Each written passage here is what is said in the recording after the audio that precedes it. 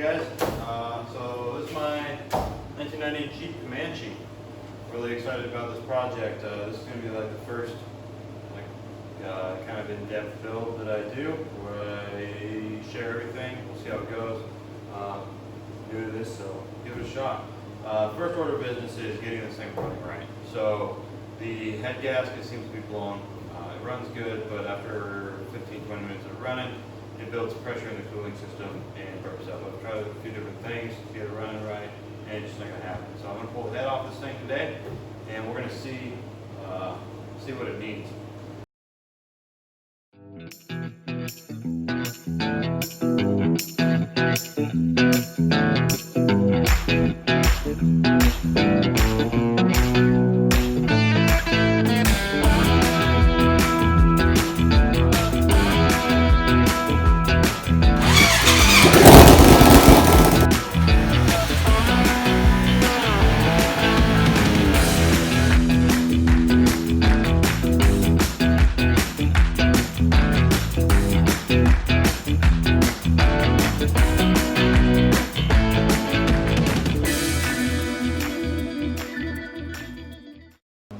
Okay, first things first with this thing, battery's got to come out.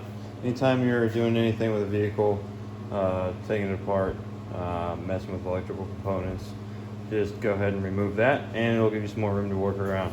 Then I'm going to pull the front clip off just to give myself a little more room to work with. I know a lot of this area gets pretty tight. And then after all that, we'll start tearing into the motor, pulling that apart. I'm gonna go see if I can con my pregnant wife into come out here and helping me.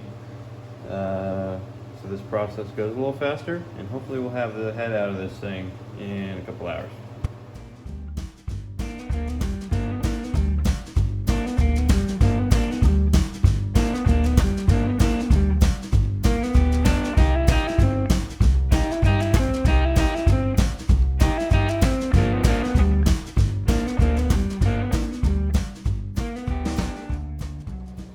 So the cylinder head is now off this thing. It's been off for a couple days. I've taken the head to the machine shop, and it's going to be back tomorrow. So I need to get this block surface prepped for this new cylinder head to go on. Can't really tell in a video, but there is residue on here from the head gasket that I removed off of this engine, and it's this kind of older stuff. And then back here, there's a new or the older head gasket. So I think kind of what happened, and there was multiple failure points with this head gasket on this engine. First of all, when I removed the cylinder head, the head bolts were not torqued appropriately, and that can kind of mean a few things. So it seems to me as if they were just not torqued properly to begin with, because the block itself was not cleaned properly to begin with. And there's a lot of other janky things that are going on this engine and this Jeep that I found from working on it that kind of leads me to believe that. However, another thing that it could mean is that the cylinder heads or the head bolts they stretched. So what I'm going to be doing is I'm going to be replacing them with some ARP bolts, which are going to be a lot stronger anyways, and I'm in here doing this. I might as well throw some ARPs at it and make it happier. So basically this surface right here is ready to go. It's bare metal, and then back here it's all scraped off, and then back here this is what's left. So what I do to prep a surface like this for a new gasket is I'm going to come in just with a razor blade. Make sure you have a good sharp razor blade, and you got to be real careful with this. You don't want to dig into the metal, which this stuff's pretty hard. It's going to be pretty hard to do, but it's possible if you're working it too hard. And you're just going to come in and just kind of scrape away at this stuff carefully. You want to make sure to avoid getting the gasket material down into the water jackets, down into the head stud holes, and then also down into this oil galley where the lifters are. If you do that, it can be kind of a pain to clean them out, and you don't want that stuff circulating through your engine. The next step that I'll do after I get it all prepped is I'll just take a Scotch-Brite pad, the little green one, and some carb clean. And I'm just going to spray this thing, just light coat, and then come through and just rub away, and keep doing that.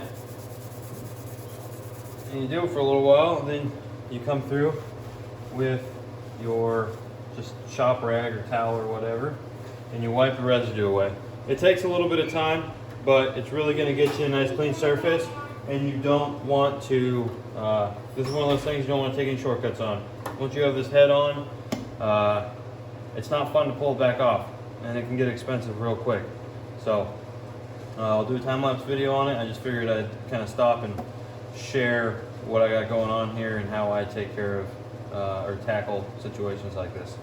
All right, let's get to work.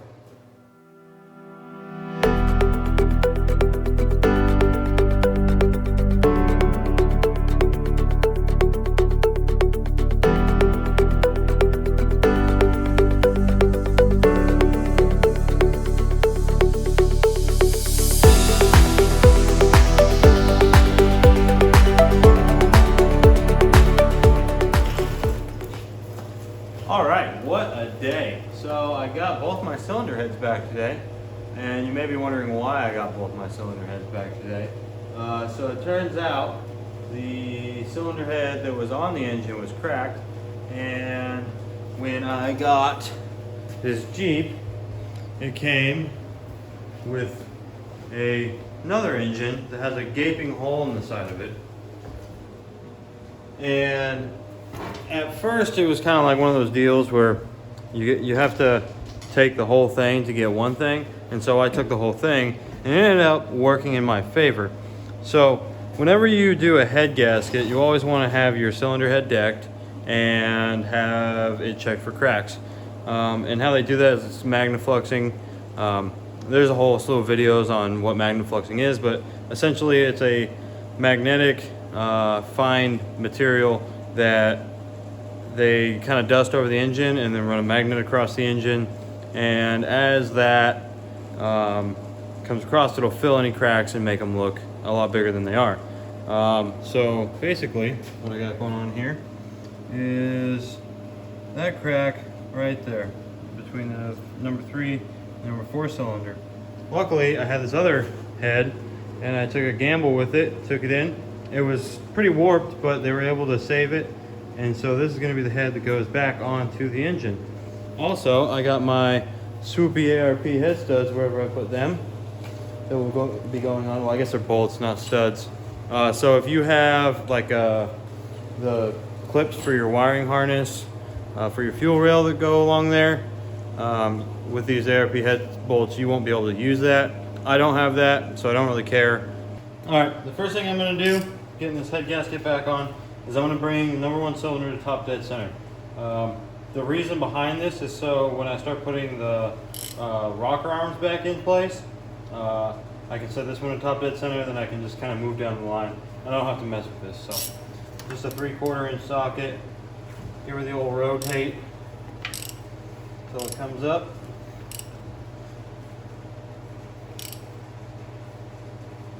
Should be close.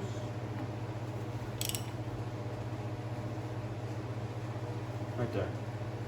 I do have some residue in here from the coolant that leaked into the cylinder, so I'm going to take some carb clean and a little rag and wipe that out really quick, and then we'll start putting this thing together.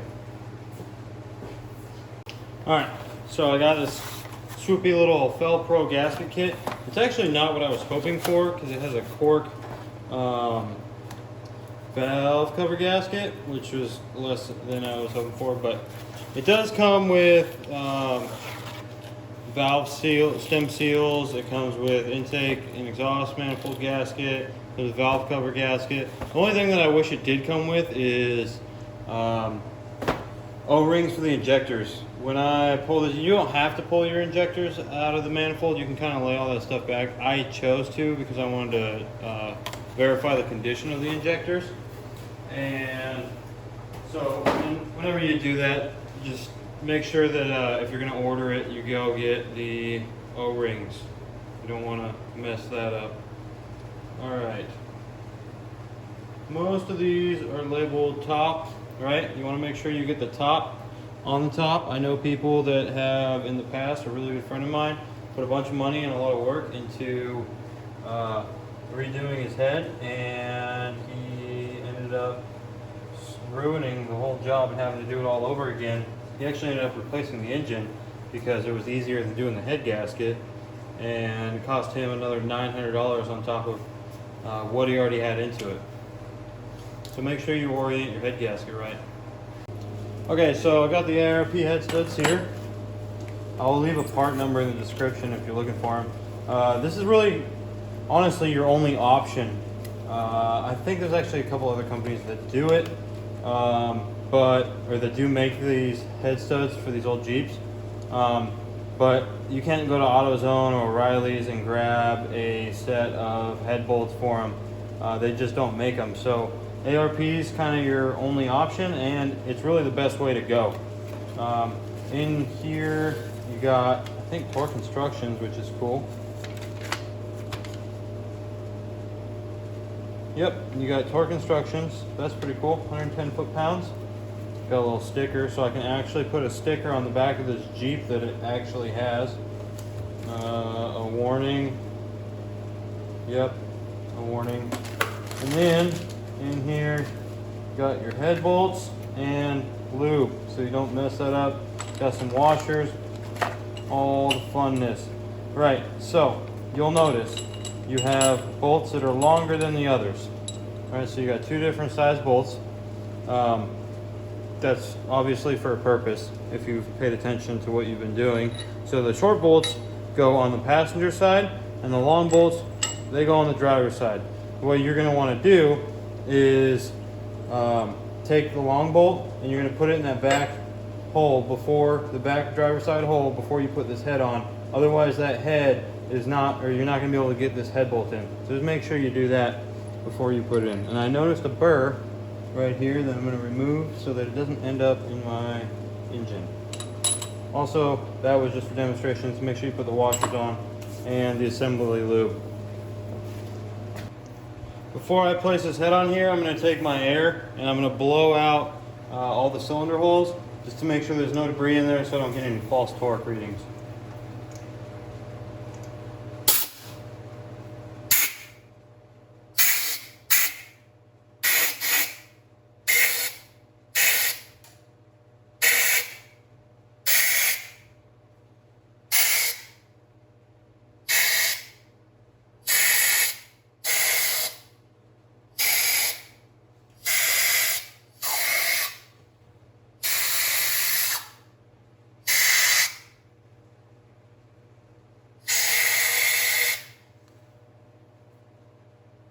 Cool.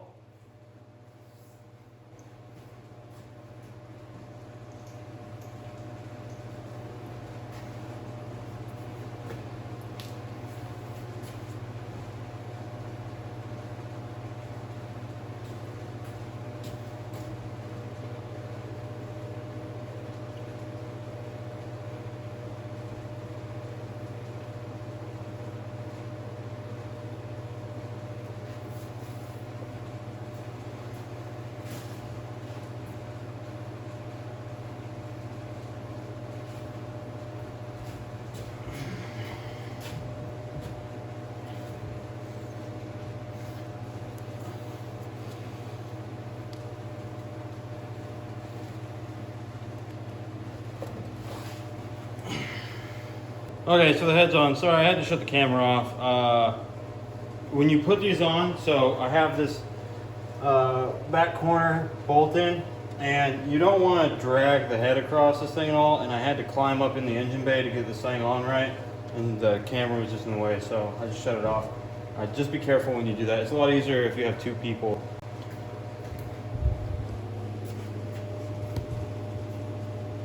Okay, so what I'm going to do now is I'm going to take all my bolts.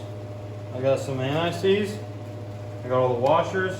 I'm going to separate them out, long and short. And I'm going to put the washers on all of them and anti-seize on all of them, except for one of them, which is the very front driver's side one and that one gets some Teflon tape because it goes through a water jacket. All right, and I'll show you that when we put it in. But for now, let's get all these guys out here, get them lined up, get them lubed up.